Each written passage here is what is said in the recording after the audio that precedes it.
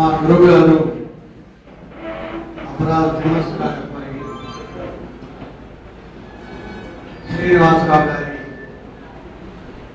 సంస్మరణ సభలో మనందరం కలుసుకోవాల్సి వచ్చినందుకు చాలా విచారంగా ఉంది.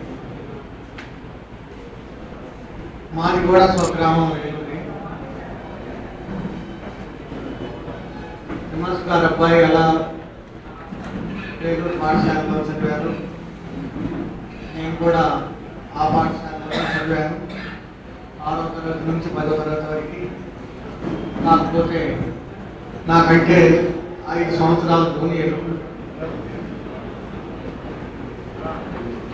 తర్వాత ఉద్యోగరీత్యా నేను మన గుంటూరు జిల్లాలో వేరు వేరు గ్రామాల్లో పనిచేశాను. ఎక్కువ కాలం మన మండలంలో పనిచేయలేదు. కానీ మన మండలం 2009లో ట్రాన్స్ఫర్స్ కోరుకున్నప్పుడు వేలూరు హై స్కూల్ కోరుకోమని ప్రోత్సహించి ట్రాన్స్ఫర్స్ కౌన్సిలింగ్ హాల్ దగ్గర నుండి తప్పనిసరిగా వేలూరు హై స్కూల్ కోరుకోమని ప్రోత్సహించి వేలూరు హై స్కూల్ కోరుకునేటట్టు చేశారు హెడ్ మాస్టర్గా. తర్వాత ఆయనేమో బొబ్బూడి గ్రామం కోరుకొని బొబ్బూడి హై స్కూల్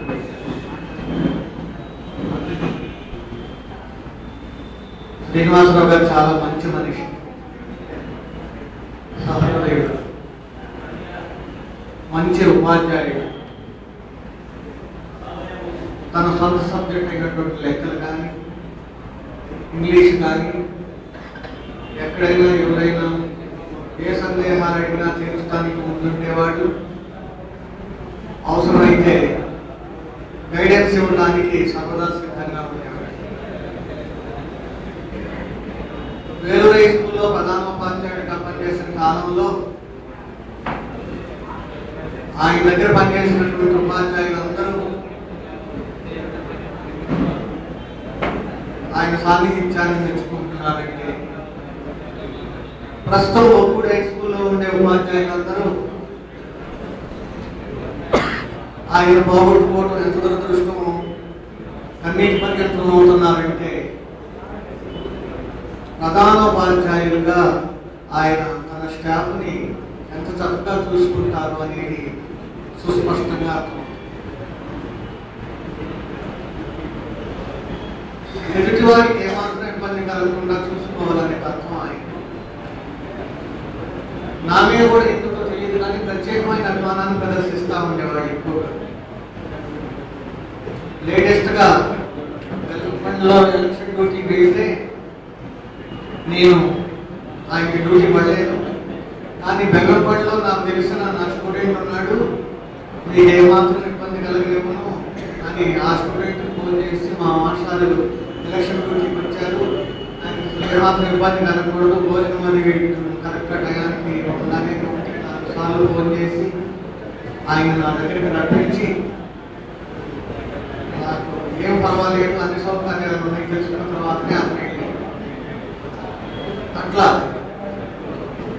మరి ఏమాత్రం అవకాశం ఉన్నా సరే ప్రతి ఒక్క ఉపాధ్యాయుడికి ఎంతో కొంత సహాయపడాలి అనే స్వభావం అనేది. అట్లానే కుటుంబంలో ఉండే వ్యక్తుల పట్ల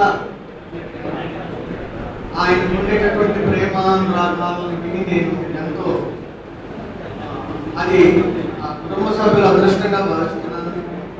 ఎందుకంటే ఈ రోజుల్లో నాకు తెలిసినంత వరకు అన్నదమ్ములే సఖ్యతగా ఉండటానికి ఇష్టపడటం రకరకాల కారణాల వల్ల. అలా అన్నదమ్ములందరూ ఐకమత్యంగా ఉండి, అక్క చెల్లెళ్ళు అందరూ ఐకమత్యంగా ఉండి, తండ్రి కుటుంబం మొత్తాన్ని ఎంతో ఇష్టపడేటటువంటి స్వభావం కలిగినటువంటి వ్యక్తులు మనం ఈ రోజుల్లో వేళ్ల మీద లెక్క పెట్టుకోవచ్చు. మరి అలాంటి వ్యక్తి మనకి భౌతికంగా మన మధ్య లేకుండా అయినందుకు ఎంతో బాధగా ఉన్నారు. ఈ బాధని వారి కుటుంబ సభ్యులు త్వరగా మర్చిపోయేటట్టు భగవంతుడు చేయాలని మనస్ఫూర్తిగా కోరుకుంటూ